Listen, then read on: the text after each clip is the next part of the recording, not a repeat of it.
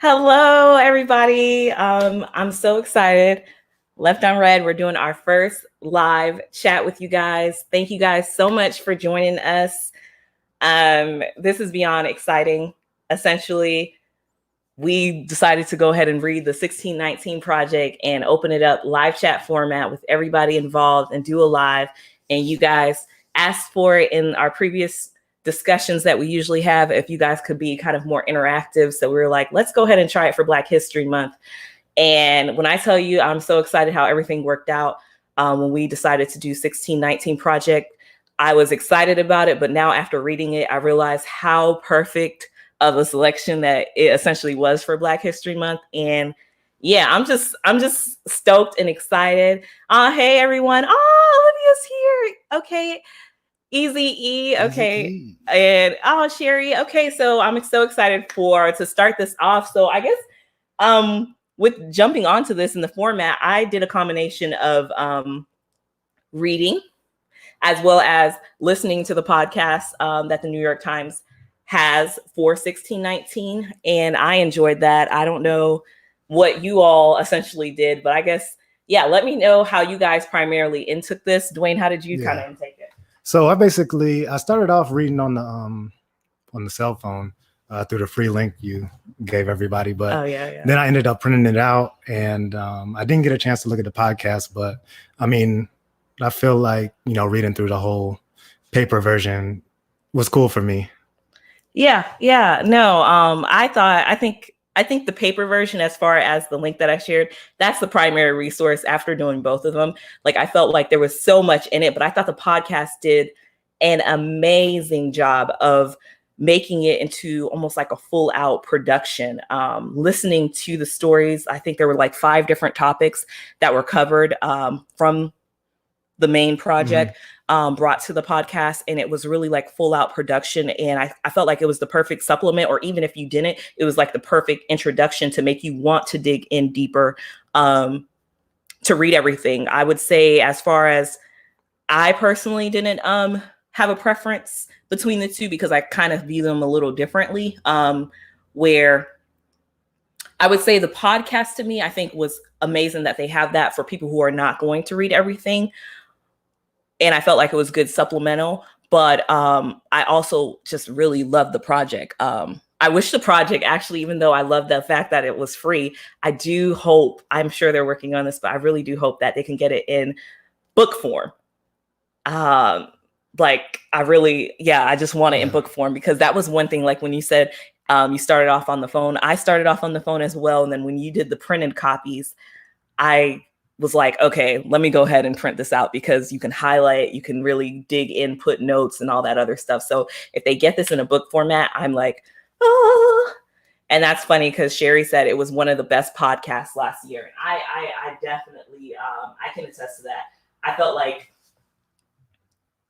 listening to it and hearing it was like a cinematic production. Also, the promotion for it in general, I think I've been seeing it a lot more recently. And it's been like almost a year, so it's been still going strong with the promotion. So I think that's a cool part of it. Yeah, which is interesting, because even during I guess the Super Bowl was the first time that I guess I saw, which is kind of ironic, but I thought that was great placement. That was the first time I actually saw the commercial for the project. It almost looks like that, with the girl standing on the but anyway, this one to me seems a little bit more peaceful. It's a little darker, but no, but I get what you mean. Yeah, like you can kind of almost hear and feel all the stuff and all that. Yeah, I just felt like it was a great production. And when the book comes out, I'm definitely going to be getting it. I love it, because Sherry said that a book is coming, so I'm gonna go ahead and put that as fact per Sherry. That a book is coming, and I'm so excited about that. But I guess we can kind of jump into some of the main things that we kind of had to talk about on there. One of the main things I guess I could just start off with saying was, like, what were some of the ones that stood out for you? Like, for me? Yeah. Okay. I mean, I liked all of them. I think all of them really give a good overview of the particular topic that they're discussing. One of the main ones that stuck out to me was just how slavery kind of was the start of a lot of modern day business, or what we consider modern day business practices. And so I enjoy learning a little bit more about that. I mean, some of the other things I kind of already knew about from, different places, but that was one of the things that I learned about the different accounting practices that that we still use today that were, used back then. I think we all kind of talk about how, the management setup and the hierarchy kind of comes from that, but to have it written down in something like this that's going to be widely spread, I think is also important. Yeah, that piece, like that introduction in general, I believe like it was in the beginning phases. I forget exactly how the flow, now that I think about it, because there was so much in it. Like I know it started off with essentially not everyone arriving, but 1619, I guess, when the first enslaved people were brought here to present day Virginia. And I love how they tied in kind of like what you were saying, like how slavery literally was the country's origin. Like I believe there was a quote on there where it was like slavery wasn't a lot of time people say it's the original sin, but it really was the origin of building this nation. And like I want to get into that original sin. I really don't hear Black people say that often. Like it's the original sin. It's usually somebody trying to defend why we should forget about it. And one thing about sin is, like, when you think about sin, you think about it being forgiven. And so that's one of the reasons why I don't necessarily like that phrase. But I think it's, it's important they included it for context of, what people say. But that's just one thing on that phrase that. Yeah, that's so funny, because I don't know why it rubs me the wrong way when I hear it, but you saying that's so funny. Not funny, but funny, because you're right. I think when people say that, I also think it's like almost to remove, like, oh, that's the country's original sin. Like that was something that our ancestors did. There is nothing now that we should really be bringing up, but that was an original sin from way back then. And I'm so glad we were pardoned from that and we moved from that without ever really addressing any of the history or the kind of compounding and how it has shaped America. And those remnants, it's literally the origin and the foundation of everything that we're seeing today. And the fact that we don't address it and don't talk about it. So that is... and the project did a good job of making those connections in a lot of different areas. Yeah, no, they definitely did. And then one of the things, I mean, like with all of the different kind of origins, I think of that initial introduction that I was talking about, I really liked how she tied in basically like... And she, Nicole Hannah-Jones? Yes. Okay. I really like how she tied in kind of like the ideals of the country and how Black people, a lot of times, another misconception that I think we all know as Black people, but is just more so like, you don't love your country, versus realizing, that the country, the ideals, we love the ideals of the country. We love the ideal of what it's supposed to stand. But since the beginning, that wasn't true. We love the country so much that we have been fighting to make these ideals a reality, and showing like all the different ways, all the different laws that we passed, all the different acts that we passed, all the different resistance, how even from the Civil Rights Act that was signed, how that has impacted and shaped the nation in the sense of the kind of the residual effects of how we fought for not just Black rights, but civil rights, period. So all the other movements that are happening, that was a foundation that was built. So it's kind of like, how dare you say that, like us fighting to make this country the best country it could be is somehow dissing the country, or somehow not showing patriotism or loyalty to the country, when it's on the contrary, the very opposite. Right. And I feel like a lot of people have spoken on that concept as a whole, just like living with the knowledge that there's a lot of contradictory or hypocritical things going on. And, there's the James Baldwin quote with, being conscious, you're in being a Black person, being conscious, you're in a constant state of rage, whatever. I don't know the exact quote, yeah. But something to that nature. Even I think Gil Scott-Heron has something like, Black people are the only people, we're the true Americans because we're the only people that saw the process through the process, something like that. But just ultimately, we put the work in for the freedom of a lot of people, including ourselves, to achieve those ideas. So basically, I'm just reiterating what you said, just through the words of some other, famous writers. Yeah, and I thought it was good because, like, a lot of times, even with the founding fathers and all this other stuff, when people always like to credit Abraham Lincoln, no shade or anything. There's a lot of different players or key players, but they don't understand, one, the mindset of the individuals who are enacting the laws and the pressure that they were receiving and all the compounding factors that led to this. And even I forget what the quote is. I probably should have wrote it down, but it was quoted directly from Abraham Lincoln, like his ideals and his views on Black people and how, a lot of this was like a North-South battle. The morality of it's hard to really dive in. And as Black people, I feel like we know this, but it's like the masses do not know this, so it's just interesting. And also talking about quotes, one of the other quotes that I really, just appreciated and put things in plain perspective. I think Black people collectively, we kind of realized that slavery wasn't that long ago. And more so the rights, like the civil rights movement wasn't that long ago, and all these different things were not that long ago. But one of the quotes was basically saying how the average American lifetime is 79 years. And it has been less than 2 lifetimes ago since slavery ended. Like, so that kind of 1865, like that, when you hear that, people want to make it seem like it's so far removed, but it's like, one, there's trickle down effects, and two, it hasn't been that far removed. You have to account for the 400 years that it has been that led up to all this. And we really haven't been free essentially since the last 50 years. Like Martin Luther King, I say this a lot, but Martin Luther King, I believe he died in 68 or 69 or murdered. He was murdered in 68 or 69. And he never saw his dream come true. Like segregation in the South didn't end until the early 70s for many people, like many people's parents. Or later, because it wasn't enforced. Yeah, exactly. And it's like people don't acknowledge that. And I think by putting that average lifespan kind of bridges that gap to let you know that you can't distance yourself. You guys, everybody's trying to distance this as something we don't acknowledge or address. And it's like, one, even if this was 1,000 years ago, it's history. If you're making me read about Christopher Columbus, we need to be reading about this. But outside of that, it's not even that long ago. Yeah. And part of me, oh my God. Sometimes you try and figure things out or try and figure racism out. But anyway, part of me feels like, do white people know that we're related to slaves? Part of me feels like they think that slaves were Black and then we're also Black. And so that's the tie that binds, as opposed to us, those being our relatives. Because obviously we would be concerned about why would we forget something like that? But anyway, I don't know. That's just me trying to rationalize things. I'm pretty sure they do know.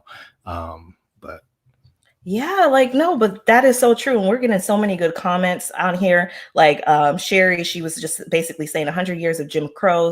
Someone else here was saying, Patrice Jones, she's saying right now she's actually reading a book on Lincoln and basically talking about how his views were really divisive about Black people. And I think, she's saying it's surprising. I think it's surprising because this isn't taught. Like, this is, in American history, we have a tendency of, one, not talking about slavery. And let's jump into that, because actually that was one of the prompting questions I was thinking about, was basically, what were your main resources for learning the history of slavery? Like, what were your main resources? Because for me, I know my main resources for learning about the history of slavery didn't come from school. Like in school, I probably had one line that talked about slavery, and it wasn't really talked about it was almost like, we don't really want to address this, I guess. So it's kind of skipped over world history, all of that. I've never had a deep dive. I've learned so much about European history, other countries' histories, but never even American history in its totality. And a lot of my introduction to slavery in America had to do with movies like Roots. There was a movie that came out on Disney when I was a kid, Night John. And I think that was actually the first movie that I watched as a child that was centered around slavery. And I remember even watching it with my siblings and stuff like that, and even seeing it.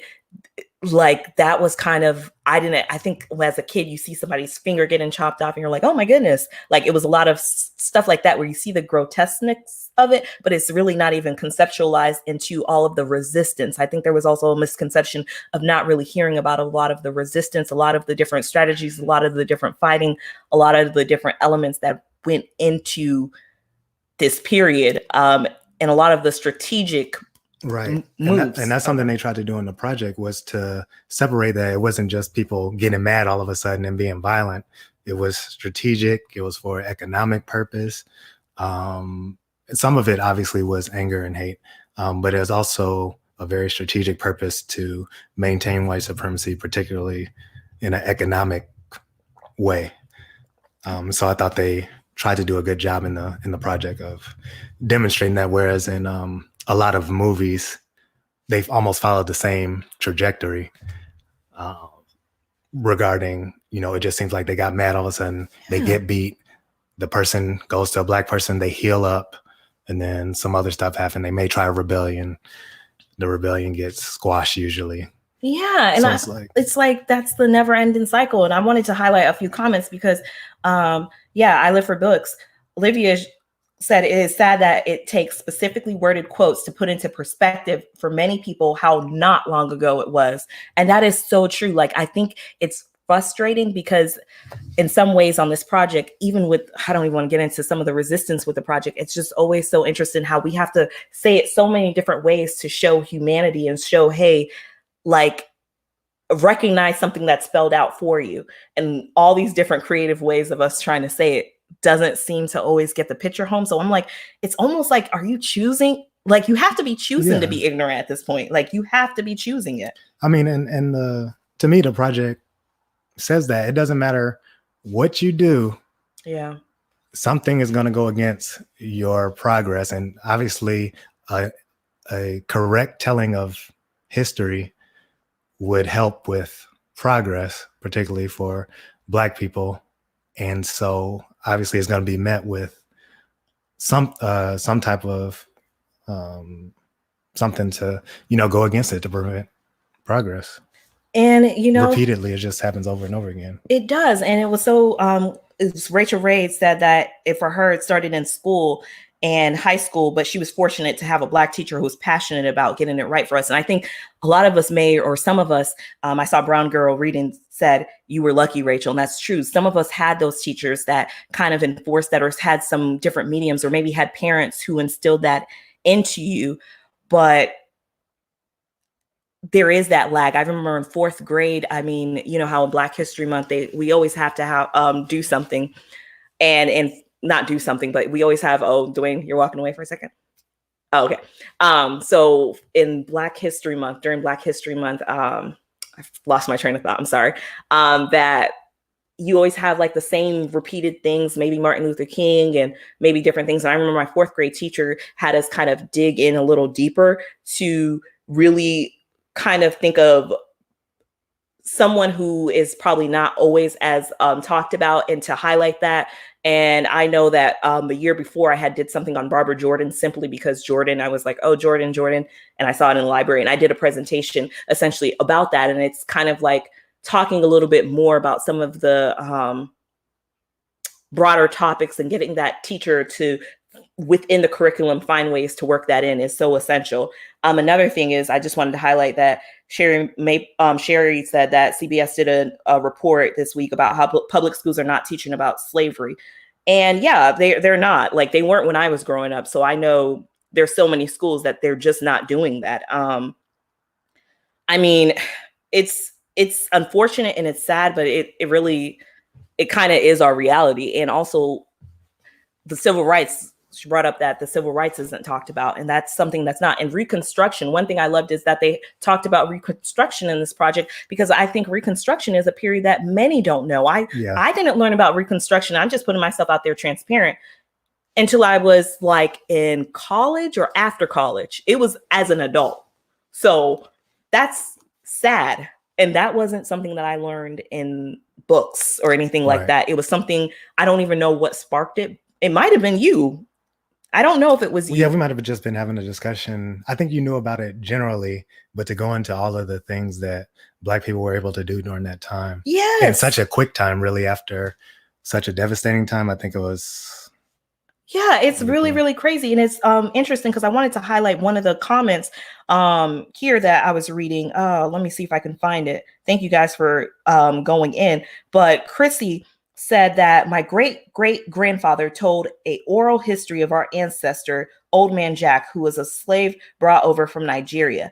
And I think those things, it's so funny because so much of what we do is technically oral history because we don't have that written history. And it's interesting how basically important that essentially becomes. And it's funny because we were kind of talking about that in a sense. I think at the end of the project, let me just preface this, at the end of the 1619 project, it kind of ends with, it ends with kind of more personal stories. And one of the quotes from there was basically talking about the generations of slavery and how one of the people who were writing, their mother met their mother's grandmother, who their mother grew up with, was born into slavery, was someone enslaved. And it's interesting because even coming from an outside perspective of a lot of you on my channel, you guys know I'm Haitian American.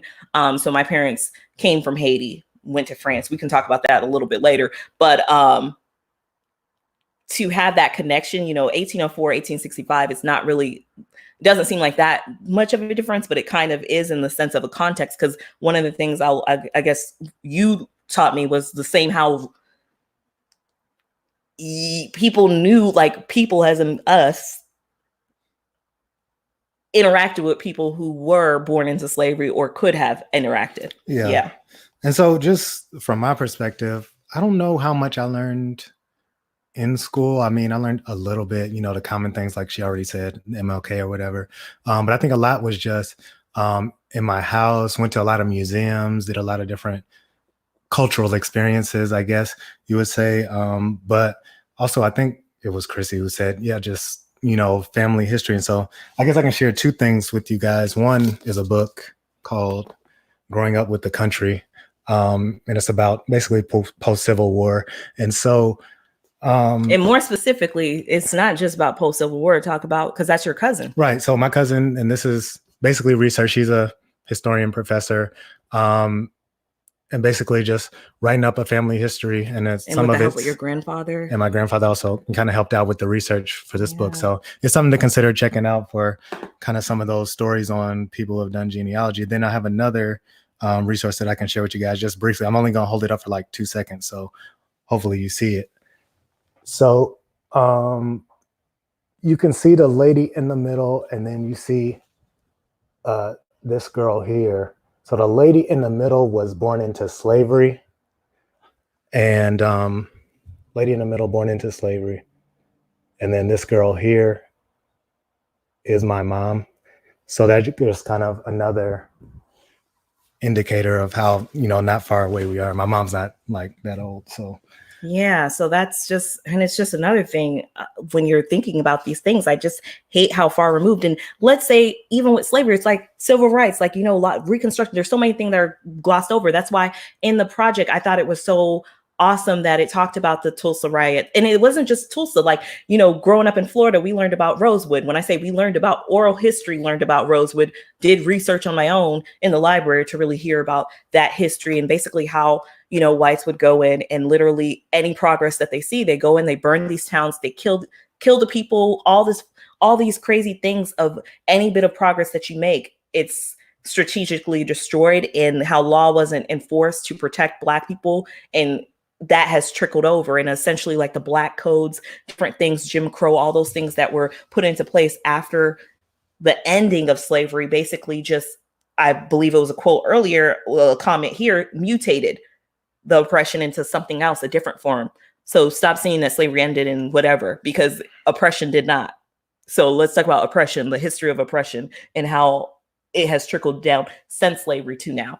And I mean, I just think it poses that question, like, what is your family's history of movement and migration? What other countries and cities and towns did your ancestors live in? Because that was one of the questions. There's actually a resource on 1619 of prompted questions for you to think about. And that was one of the questions. And I really loved that because it really had me think, even though I think about in a grand scheme of the migration of my family, and essentially the impacts of the worlds. And I'm kind of going to run in a full circle here, so hopefully you guys can follow me here. But in one of the section, it was talking about, I think it was a section called sugar. It was talking about the sugar cane, and basically the how slavery, back to the economics, literally built our country. I mean, I don't know what else people thought America, how we got this money. I think some people just must have thought it just from hard work and work, pulling yourself up by your bootstraps. Maybe they just somehow got this money. I don't know,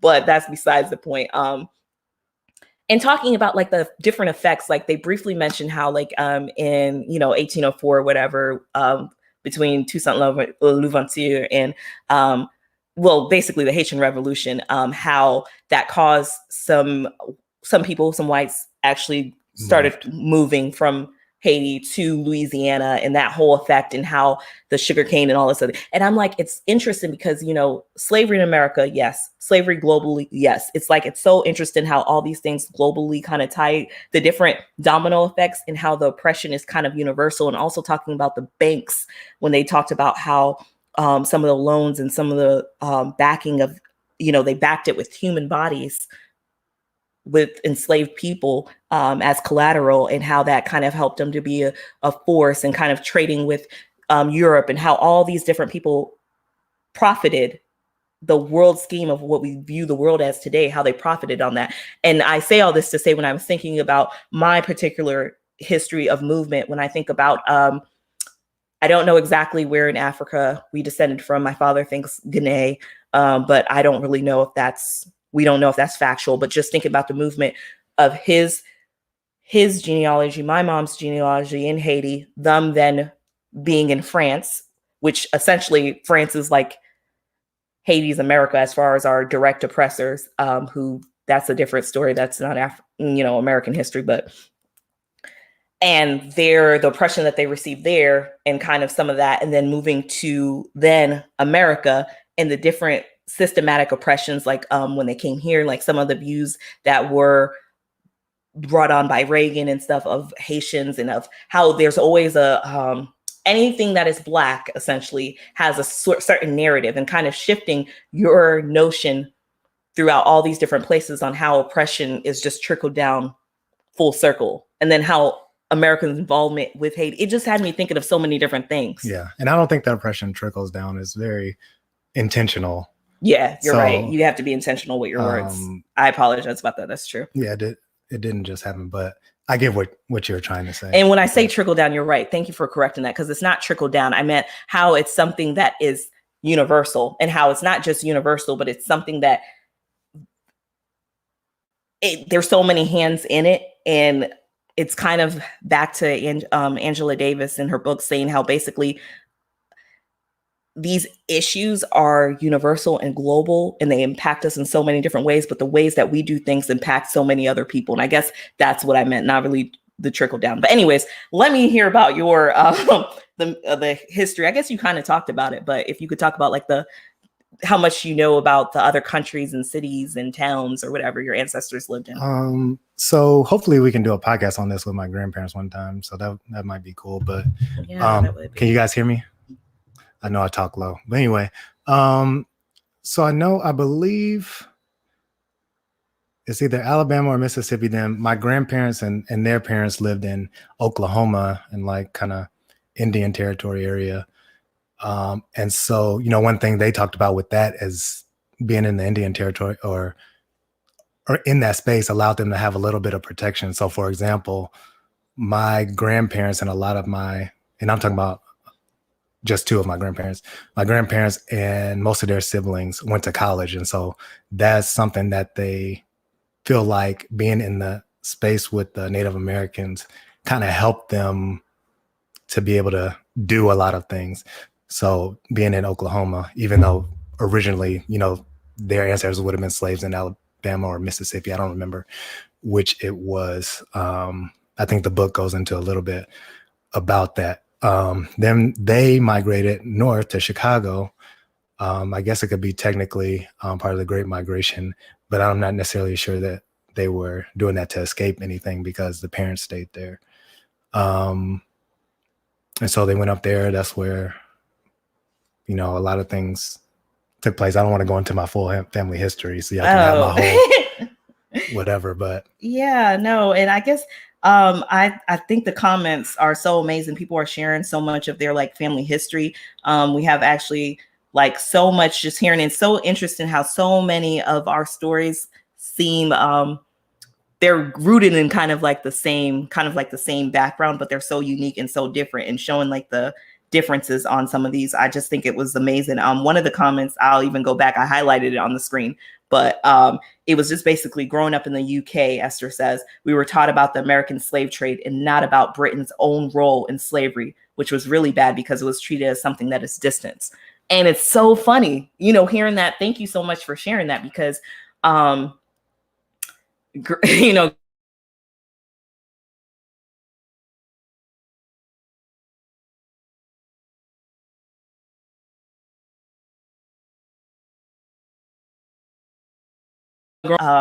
America, we ain't really had nothing to do with this. We always have been on the right side of when they say the right side of history or whatever. But that's perspective right there. It's interesting how these different nations or different powers, they continuously do that. I don't know. It's just a lot. But with a place with so many ideals like the US, it's like, if you're not what you say you are, then what are you? That's true. Because it's like, basically, the 1619 Project just points out all the hypocrisy in what we're saying we are and what we kind of really are. And like, what does that mean for a country to actually accept who you are and tell the truth about who you are? What does that mean going forward? Are you still the same country, or whatever? Yeah, no, I like how, because, this 1619 Project is talking specifically about America and that impact. And I like how you have to understand how America portrays itself to the world.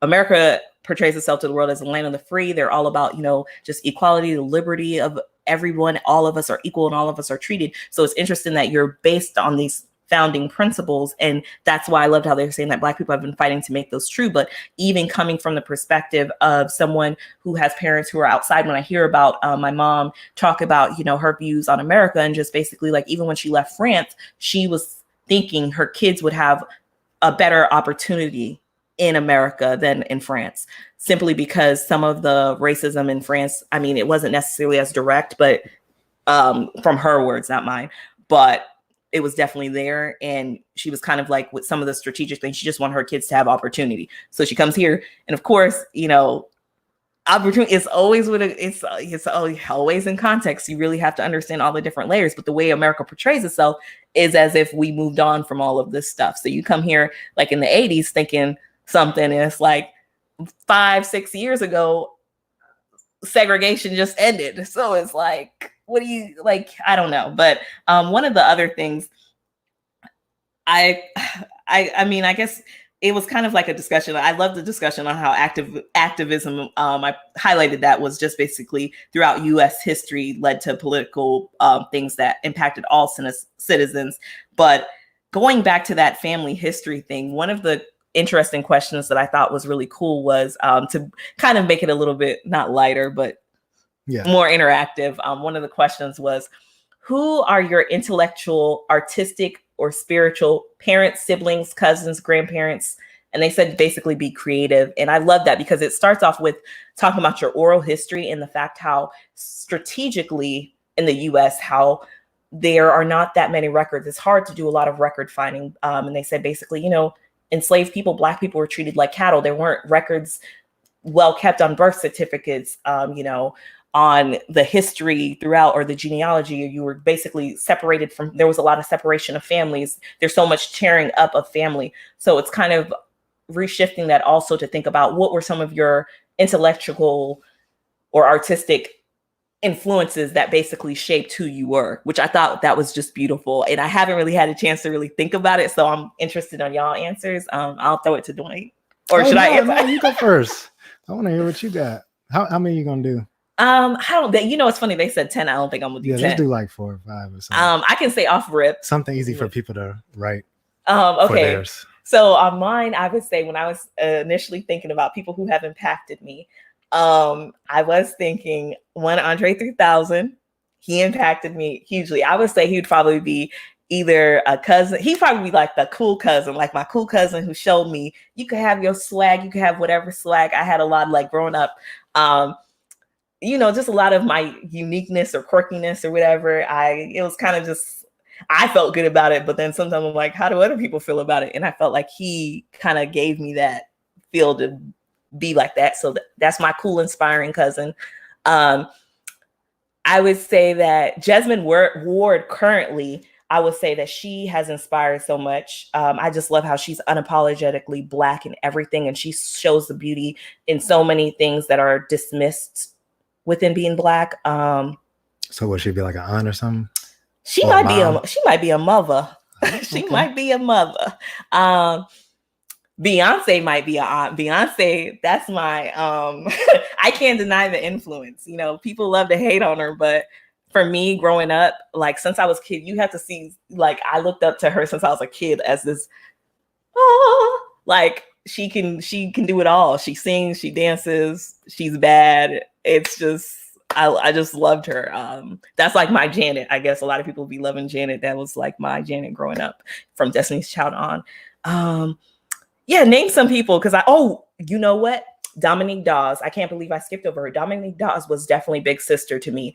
I did gymnastics because of her, watching her as a little girl and seeing her dominate in a sport that, I was a little kid, so I don't know how much sport I was watching, but seeing the power and the strength within her, I was like, she's bad. I can do this too. So sign me up, mom. Like I want gymnastic lessons. And the impact that I think Serena Williams and Venus, how I look at them, that was Dominique Dawes was that for me growing up. I think those are good. Yeah, those are good. Okay, let me just you got some. I need some more in the chat because I need something to copy off of. You're so ridiculous. Sports wise, I said I said Allen Iverson only because Allen Iverson, growing up as a kid, seeing somebody with cornrows and like his swag, all of us wanted that swag. And that's what I mean by unapologetically Black, in the sense of there's so many different Black ways to be Black, but his way of being Black was something that was viewed as threatening in the way the media portrayed it. And where for me, it felt freeing. It felt like, okay, like, so for that feeling, that's something that I think shaped me. And he changed world culture, basically. Like everything you see, like basically on the court and even in a lot of fashion is because of him. Like dudes weren't really having all that many tattoos in the NBA before him, the armbands, all that stuff. So yeah, that's a good one. Oh, Esther, that's a good one. James Baldwin, which y'all can't see it. We actually have a James Baldwin portrait up here. James Baldwin definitely be uncle status in all facets. And the wise uncle. I just love how he just puts it so perfect. Like he just says it. He says all the thoughts so intellectually, and he's just real, and he's just Black. And I just love it. That's a good one. You're not gonna give no others? No, I'm gonna give them. So I like LeBron. That'd be like he's definitely my brother. LeBron would be actually father, even though brother type age. So no, he's not that much older than me. He's not, but not just. It doesn't have to me. It didn't have to be age wise. I would say LeBron. I see him as paving the steps. Yeah. So in mine, I think of it. But you can do brother. In my head, I would see him as father. Just because, like, the ability to see your promise or potential through. The ability to recover from failure. So when he won or lost the championship that time, to be able to learn from it. The things he does, at work and both in the community, I think are good. So that's one of the things, is like definitely being able to see your potential through and even exceeding it. Let's see. I just pausing while you're thinking. I thought this was so good. And Jerry, you were coming with the fire. Okay, so and Jerry said grandmother Harriet Tubman, siblings Janelle Monáe, and I can so see Janelle Monáe for you. And then also a lot of people, Toni Morrison, yes. Ooh, Octavia Butler. I'm just now, y'all know if y'all watching my channel, I am just now realizing the brilliance of Octavia Butler. I loved Kindred and I read Fledgling, but I had no idea. Let me not get on a tangent, but Octavia Butler, yes, absolutely. Oh my God. You guys read Parable of the Sower if you haven't, and read everything. I can vouch for her now, period. But anyways, Muhammad Ali, you know what's so funny? That is a good one. I didn't even think that's shaped so much. There's so much just within that. And interestingly enough, Layla Ali, when I was a young girl, that was another person that I just was obsessed with. Yes. You still talk about it. I do. I love Layla. Anyways, go ahead. I'm just reading some. I think that Muhammad Ali is a good one. Someone who speaks truth to power no matter what. Or did eventually. No, go ahead. This was supposed to be interactive. Rachel Ray said Kendrick Cole and D Smoke in the process of submitting his adoption paperwork. I can't with you. I can't. Which is so funny because I listened to, this is a sub topic. I listened to D Smoke's new project. I believe it was Black Habits is the name of the project, but it's really good, y'all. Yeah. And yeah, anyways, Rachel, she's the one who recommended that. Maya Angelou, yes. Okay. Zora Neale Hurston, oh my gosh, Toni Morton, yes. Oprah, Susan Lori Parks. I'm telling myself, I don't even know who Susan Lori Parks is. So thank you for that, because I'm going to look that up. Do you know who that is? Mm-mm. Can you give a quick explanation? No, I don't want to request people to do nothing like that. I mean, if you want to give a quick, but we're going to do the research. Yeah, we need to do the work. But back to if you had other people that you wanted to say. I don't know. My mind is going blank right now. Yeah. But I think I agree with Maya Angelou. Maybe Ida B. Wells. Yeah. And Harriet Tubman. I like those. Yeah. Harriet Tubman, for real. That's it. Not that's it, but that's a good one. Just people who are courageous and do what it takes, no matter what. Yeah. Oh, she's a playwright. Okay. And okay, so we have to look that up. Thank you for sharing that. So playwright. And I guess shifting gears, because we were talking about some of our favorite ones. And interestingly enough, one of my favorite ones was The Wealth Gap. As part of the project. As part of the 1619 project, actually reading it. And one of my favorite ones was The Wealth Gap. And I thought that one, it was amazing because it did talk about post-Reconstruction and basically the plundering of Black wealth that we talked about previously before. But what I loved about it, it kind of goes along with what you were saying when I was listening to you, was that it wasn't a product of just spontaneous violence, but it was literally etched into law. Like, this is stuff that was strategic. It wasn't like, I just loved how it did that. And it basically kind of talked about like some of the quotes, like, so President Johnson or whatever, one of the quotes from this, it was basically, "This is a country for white men. And by God, as long as I am president, it shall be a government for white men." And this was in 1866, 1 year after, slavery ended, quote unquote. And talking about this in the context of essentially Reconstruction and how there were systematic things to end that period and to enforce the Jim Crow laws and the Black codes and all of that. I loved how they did that. And that kind of, I think, was right before the mass incarceration one, which I love that transition by Bryan Stevenson, which I love Bryan Stevenson.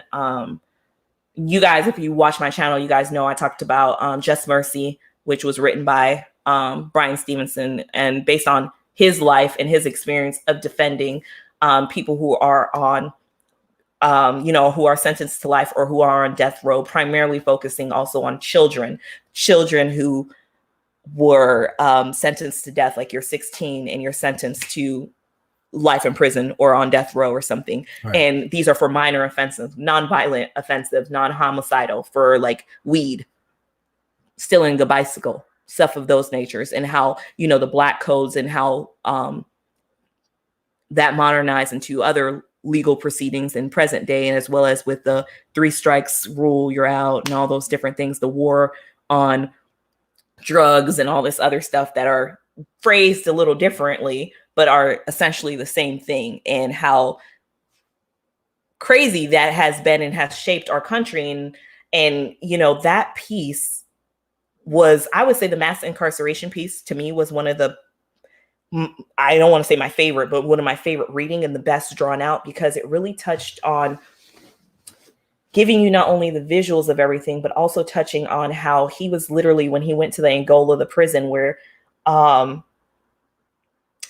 you have these kids, and I am so emotional. I hate this, but it's like, I can't even imagine that. He's talking about, he's like seeing these people out here literally picking cotton, and you have the overseers, essentially the guards, on horsebacks. Like, how much blatant does it need? And not in all prisons is it that blatant, but it's the same concept. And how literally one of the defendants, that he had a kid, a teen, who, you know, would refuse to be out there to pick the cotton and stuff. The punishment for those acts were to be put in the hole. And it's like, all these things are things that you stemmed and you learned from enslavement. The same treatment, the same barbaric tendencies have been trickled down. And I just love how he said, like, how this is a country where basically we have we're desensitized from violence. And well, yeah, go ahead.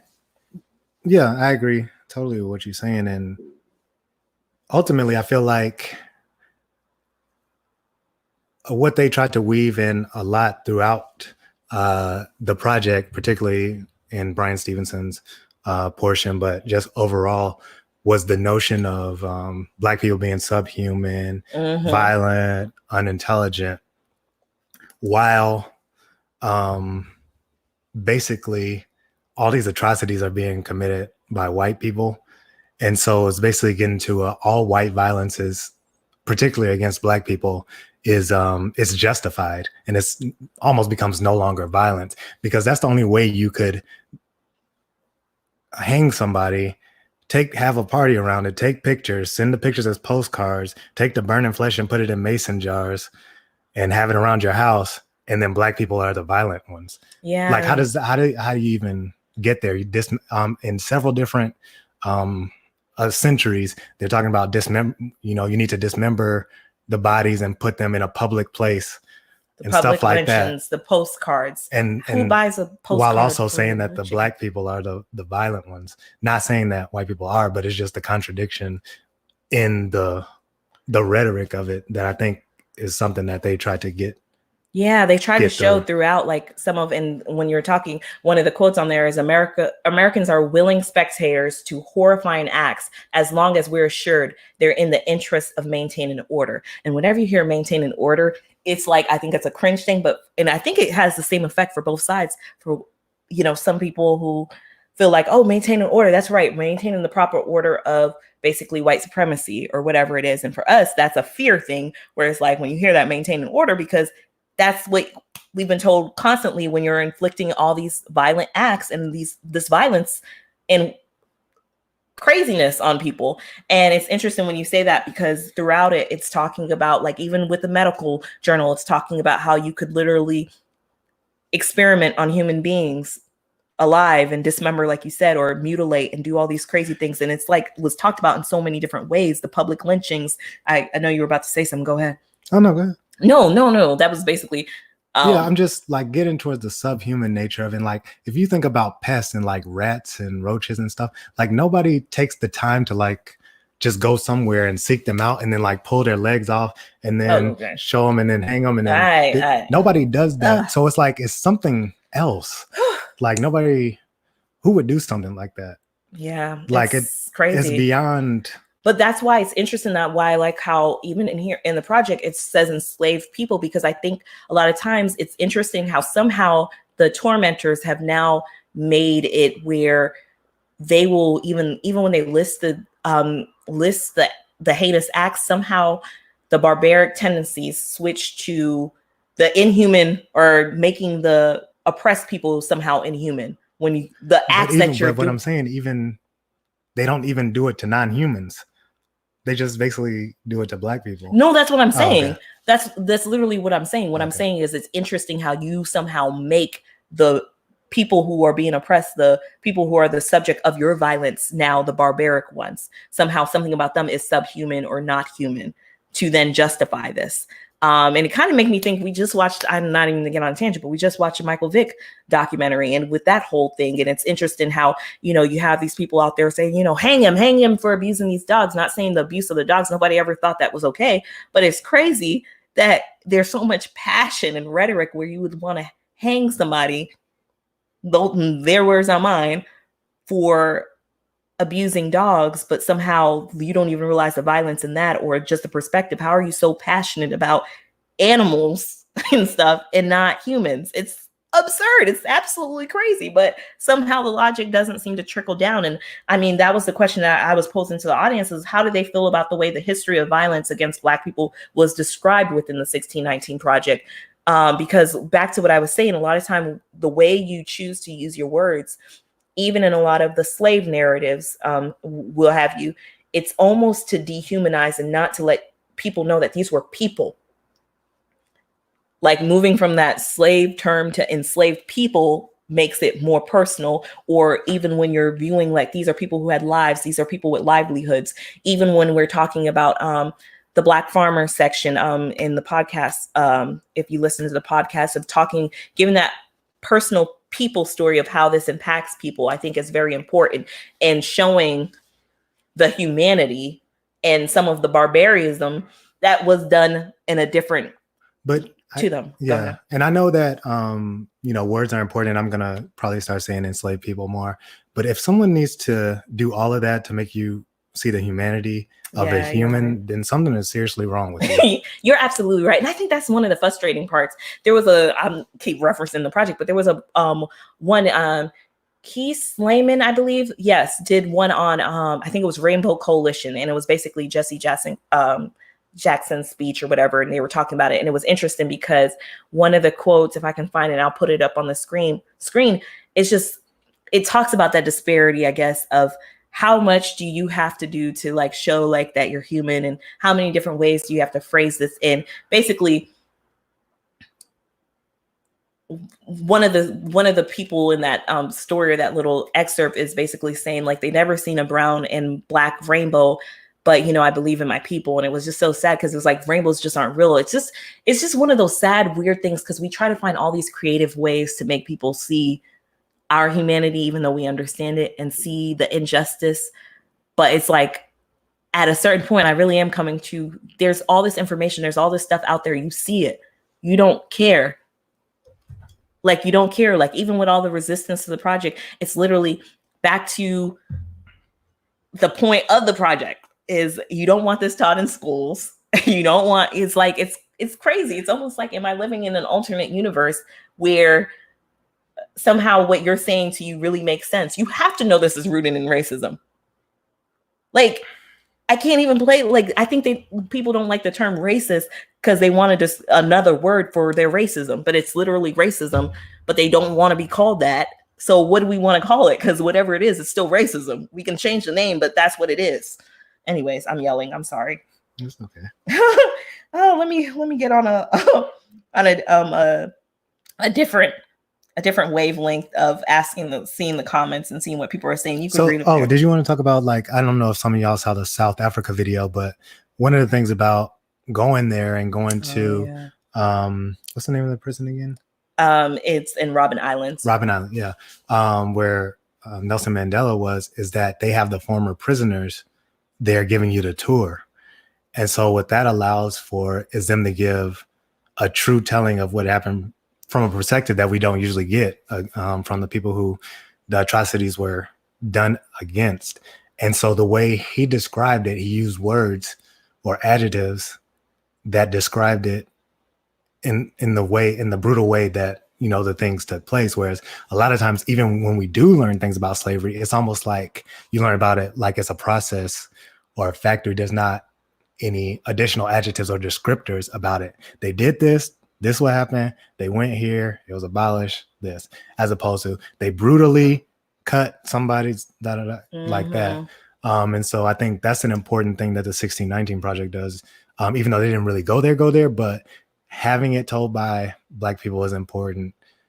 Having it, kind of show some kind of feeling or some emotion around the things that took place, even if it wasn't explicit kind of the way they put the stories together allowed you to kind of see what they were getting at, I think is important. And I think that's what a lot of the backlash, which we don't want to really get into, is about. Is it's not even that we don't really, but I'm not trying to emphasize it, but I mean, we could get into it if that's something. No. I think everybody who's here on this chat kind of, I mean, this is here to talk about we're talking about Black history and talking about the beauty of Black history. And I feel like that's what this project does, but with identifying that you do have to show the history in totality.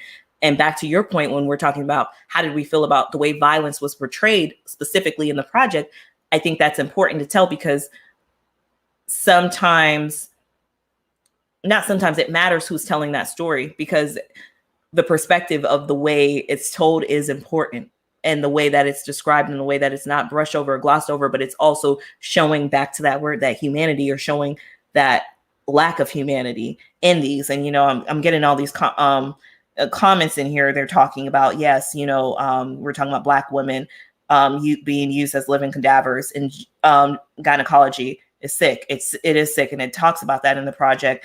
And, someone else was talking about basically how race, even with random things today, like as far as drugs, how addiction is viewed, that's clearly something. And we can talk about like even how pain is viewed. They went in depth on how people view Black people as someone who can intake extreme amounts of pain. And it's just not factual or at all, but how are these things, these studies and these things that have been published and these things who have been agreed upon about on medical society, how those have impacted us and are continuously impacting us today. Yeah. So I have a question. Has anybody read The Immortal Life of Henrietta Lacks? I'm not sure if did they mention it? I didn't see it. I don't believe they mentioned that specifically. They mentioned the syphilis. They mentioned, the Tuskegee experiment Tuskegee. And stuff like that. But that I feel like the Henrietta Lacks is not as known as the Tuskegee experiments, but just as bad. And it makes you like. I'm not necessarily recommending the book, but the book is good if you want to learn about more of the biomedical type harms that occurred because of racism. I think it's really important. Or you can watch Oprah did a movie or like a thing on HBO related to it, but it shows you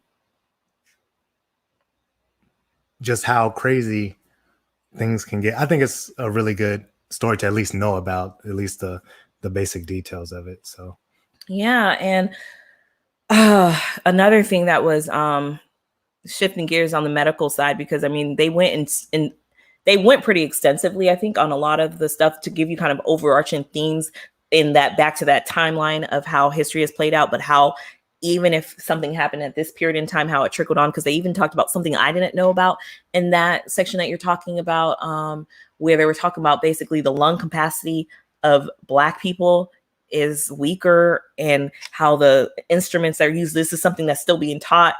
And I mean, I can't even, I'm going to move on from that, but it's crazy. It's just crazy. One of the other things I wanted to talk to you about, because we both, well, you're from Atlanta. Well, it's hard to say where you're really from. You should have talked about that, the Chicago, Atlanta, and all that other stuff. But one of the areas, Dwayne, you on live. I hope you know that. One of the ways is Traffic, that was by Kevin Cruz. And I just wanted to talk about that because it talked about basically the traffic jam in Atlanta. And basically you would think it has no root in slavery, but how could it possibly trigger? And it was just basically talking about segregation and how the interstates, it's funny because when I lived in Atlanta, I-20, it just seems so random and it just doesn't seem like it makes sense, that specific interstate or highway, on how it just doesn't seem like it makes sense. And I'm, living there and all the resistance to MARTA expanding, that's the public transit over there, hearing it or reading about it in that structure was very, even though some of the stuff was stuff I knew, it wasn't on some ends, because it's like knowing the history as to why I-20 was built that way or different things to keep these communities segregated. It's just interesting. Anyways, I don't know if you had anything on that. No, I think it is interesting. And it's something people talk about a lot. Even like the Braves Stadium moved to Cobb County, which is mentioned, is a northern suburb kind of Atlanta, basically because people didn't want to come downtown to be around the Black neighborhood that Turner Field was basically built in, or they didn't at least want to travel down there. Talk about MARTA, people talk about it all the time, how it never expands and doesn't help anything because people don't want to accept it or think that Black people are going to be able to come to their neighborhood. Yes, that's the focus. They don't want Black people in their neighborhood. Yeah.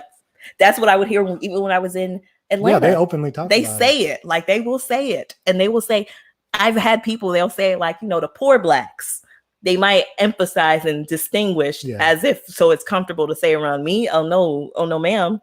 What is wrong? Well, let me not even get on that. But yeah, it's just infuriating to hear. And I know in a lot of cities, this isn't unique to Atlanta, which is also addressed in the article, but specifically because I lived in Atlanta. That's why I was like, oh, wow. Even here in DC, like certain things, it's just interesting how things are structured. Or, we're in America. All you guys know the segregation. Like even in Florida, I remember growing up in Orlando. And I mean, mind you, I live in Orlando, which is predominantly white. As a kid, I had no idea that it was, only because of the way that it's so segregated. It's crazy. Like I literally lived in my sphere or my bubble and was strategically cut out of things. And like just seeing, I remember going to when I was bussed out because I went in a magnet program and got to go into my high school was when I was integrated. And I went to integrated high school, and just seeing the level of the textbooks, the quality, the resources around, the number of restaurants that are over on that side of town. It took me like 40 minutes to get there, different stuff like that. Seeing all the different structural things that are just built to support that is very enlightening on how strategic that is. One of the quotes from James Baldwin that they highlighted in this was essentially urban renewal means Negro removal, which I thought was, basically like that one too. Yeah, which I thought was a good quote. And it's just, even us in DC now, just looking at U Street, it's just interesting. Yeah. And I think gentrification. We need to talk a little bit more about gentrification, just in general, just because I think people don't necessarily have an idea about what it really is. I think a lot of people do, but just like a lot of people think it's just somebody cleaning up and like, yeah, if you would have took care of it. And that's not what the process totally is about, but that's not for this conversation. Yeah, no, and I think that's the great thing about the 1619 project. They say that it's ongoing. It's not something that's just one project, essentially. I'd love to see this turn into a book. And outside of that, it's getting the conversations like these that are important to discuss and just to talk about. And it's hard to fit so much in one document, but gentrification, I really do wish that was, because that's something that's seriously impacting people currently today. And I see a comment from somebody asking, did the project mention how Black people were relocated after Katrina? It does talk about that. There is a section on that talking about that as well. There's so much stuff that was discussed within this project, and we're going to wrap up a little bit shortly. We probably have a few more things to talk about, but it's so hard to even have this conversation in this podcast, because if you haven't read the project, read the project. I mean, there's just so much in there, and it was well done. It touched on a lot of things. It can't touch on everything, but it touched on a lot. And with that, I do want to second what Novel Green said about medical apartheid. I do think if you're in a health profession, it's definitely something you can add to your library. But also just on, like they touched on, I feel like the things that I would touch on if I wanted to give somebody an overview of history, and kind of the things that at least I know I think about when I think about how slavery and just oppression in general impacts Black people in America, as well as, the global environment. So I do think they touched on almost pretty much everything for an introductory thing for maybe, like a middle through high school level would be a good piece for people to kind of focus on. Yes, I definitely. And I think it's back to that whole, we don't have that curriculum in school, but they're trying to. And I think it's amazing because on the 1619 project, they have a link actually of basically they're trying to get this curriculum in schools, but they also have a curriculum for people who want to teach this in their schools, but they're actually trying to get our history, American history, taught. And when I say our history, American history, it is American history. It is Black history. And that's another problem, is isolating Black history as something on its own that we enjoy. And we talk about, not to diminish anything, but talk about like inventors and stuff of that nature. And that's it. And then there's American history that we learn in school that has nothing to do with the origin, the foundation, the constant, all the structural things. And it's seen completely different. And it's not talked about anything engaging. They're wondering, I used to wonder why as a kid I had no interest in that stuff. Like, I was like, why is history so freaking boring? And I keep learning the same things. And then I had to take world history and I learned about nothing Black at all. And you're wondering why I'm so disengaged. But anyways, that's besides the point. I guess I was going to wrap up with trying to figure out what were your biggest takeaways from the 1619 Project? And everyone answer that below too. I would love to highlight some of those. You go for it. Oh, for me? Yeah. Oh, you want me to? Okay, I'll go first. Okay, I'll go first. So the biggest takeaway for me was that I was happy that a major publication instituted or published and strongly advertised something that I think is a historical truth. Obviously, so it's, I think it was a good balance of what happened and where we need to go, and it puts people in a position to think about where we need to go or improve on moving forward. I think that, another thing that we didn't talk about was style and stuff like that. Oh yeah. I think, oh my God, that's such a big part. I can't believe we didn't talk about that. So we could talk about it briefly because that was too important. I'm going to say a brief part, but then you can expound on it. So with having the literary pieces, like the poems and stuff like that, I felt like that was almost a Black way of telling history.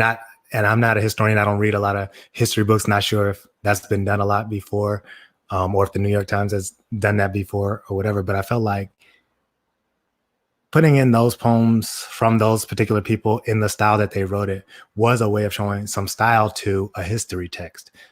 In my opinion, most history texts is just paragraphs. I thought that was cool, but just in general, how our style is something to be proud of. And I know when we went to the National Museum of African American History and Culture, which is something that I really, really highly suggest that you all go to,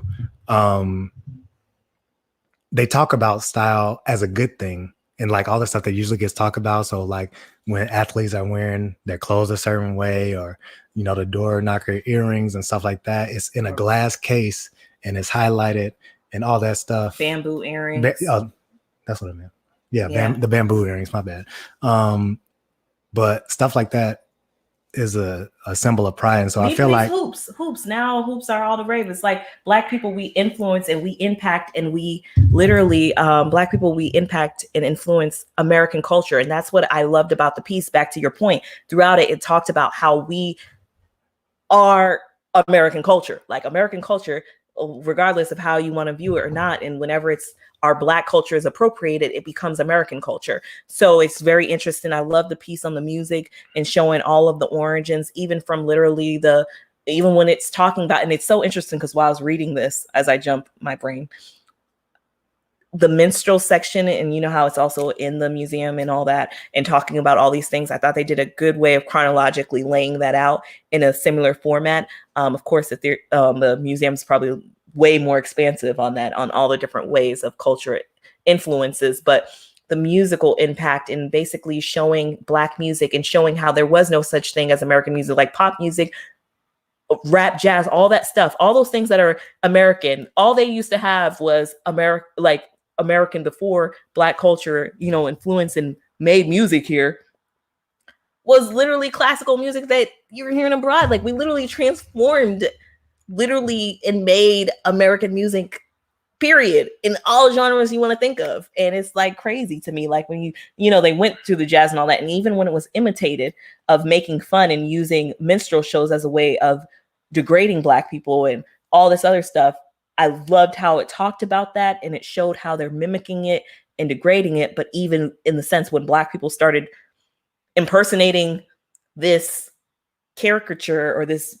minstrel show of that, and somehow finding a way of showing pride in that. I don't want to say it like that, but you know what I'm trying to say. Like, a lot of times, at least growing up, when I would hear about those minstrel shows, I'm like, why would someone ever do something like that? And that's why A Different World, I need to post that Different World thing. But anyways, A Different World had an episode, I remember, on basically like the minstrel shows and all that, and showing how, like, you know, that is a part of Black history, but giving the basket that you're given to do entertainment and somehow transform that as well. Right. And one thing, hopefully you touch on it, but how we did all this against basically all the odds. Yes. Like, all the odds were against us and we still were able to do all these things. So hopefully you touch on kind of that piece of the persistence and the pride overall. Yeah. But what was I going to say? Even back to the minstrel show, like, if there's these subhumans, you hate them, you don't want them around, why are you doing a minstrel show dressing up as them? It's just like all of these things that it just does. What's the obsession?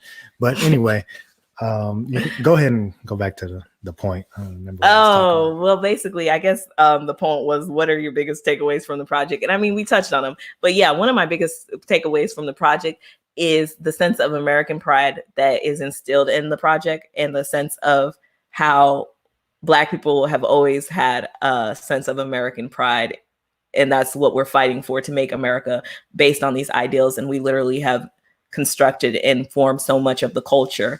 Even when you look at the creation of hip hop, say what you want. Like, we just somehow we take all these lemons and we be making, like, not just lemonade, but we be making like crazy stuff, like crazy good stuff. Like, I don't even know what the term is for it, because it's something even more extravagant than lemonade. We find all these different spices and somehow you have, like, I don't know, something else.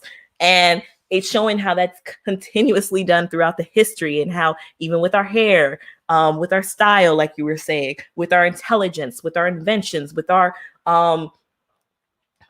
fighting and persistence and advocating, with the lawmaking, with all these different things, despite the odds, like you said, even with understanding that Black wealth and understanding that Reconstruction period and understanding how much people are able to obtain in such a small amount of time. It's crazy to think of the progress that we continuously make. The narrative in this country is saying how far behind we are, and how all this other stuff, and how it's like almost like we're lazy, and all these other horrible narratives that they place on us, without saying that people who have been oppressed as much as us, it's crazy we're still here. Like, I don't even know how I'm here. Like, how am I here? How did my ancestors get me here? Up from slavery. That's why I can, stand with my shoulders back and my head up, because I know all the things that, my ancestors went through and that I'm still trying to do. And so it's just crazy. Yeah, like you said, that we even made it this far to be able to even host something like this, to talk about it and tell our own stories from our perspective. So I think it's cool. Yeah, no, it was just amazing. It was amazing to read it. I hope that it gets in print form. I'm glad that it was published. My biggest takeaway was thankful to have this as a resource, and I'm hoping that this moves the conversation forward, and that hopefully this can be embedded in curriculum. And when I say embedded in curriculum, I hope that American history in its totality can be taught to the masses, and that we can acknowledge our past and our current circumstances, because that's really the only way to move forward. Including the history of a lot of other oppressed groups, including Native Americans who are here as well, yes. which they did touch on in 1619. Yeah, they talk about that in multiple different ways throughout that. And some of there was I'm going to go on a tangent. We could talk all day about this, but yeah. And I thought that was interesting. One of the things, which I'm just going to touch on briefly, was it was talking about the I said I was going to let y'all go. I am, but it was talking about how the Civil Rights Act of 1866 was the first U.S. federal law to define citizenship, and talking about how this has literally made it where basically, anyone who's born in the U.S., you have citizenship, you have rights and all this other stuff, and how we fought for that, even though it wasn't necessarily enforced. There was a lot of stuff to combat that, but how so many different groups are benefiting from that. And they talked about how Asian Americans, some Asian Americans are benefiting from that being born here, but then they're fighting against things of affirmative action. And it's just interesting how I think also there's a lack of knowledge of knowing how much of the privileges that the masses have, how much of that stemmed from a lot of the work that we do. And we're kind of always pushed to the side and always the last thought of, and always the ones who are looking for handouts somehow, when it's like, bruh, all the handouts have been given to you. Like, what are you talking about? But anyways, I'm sorry. No, that's true. On a more positive note, those are some of my things. I guess for comment wise, as far as some of your greatest takeaways, comment wise, I mean, I think everybody's kind of stating some of the similar things. And yeah, I just appreciate the conversation. Yeah, a lot of people are talking about the American history and how it needs to be in the curriculum. And, somebody was talking about another recommendation, the burning about Tulsa massacre, and recommended it. And I will note that. Yeah. Thank you guys. Thank you guys so much for this conversation. We appreciated it. We loved it. I personally have enjoyed it, and I thank you guys for this. And I pray that you guys have, I don't know, just a great rest of your Sunday and a great rest of the week. Anything you want to say before I sign out? No, just thanks for listening, I guess, and joining. Okay. Love and light. I love you guys. Happy Black History Month. I'll see you guys in the next one. Thank you so much for joining for our first live, and comment below any suggestions to make this better going forward. I'll see you guys in the next one. Bye.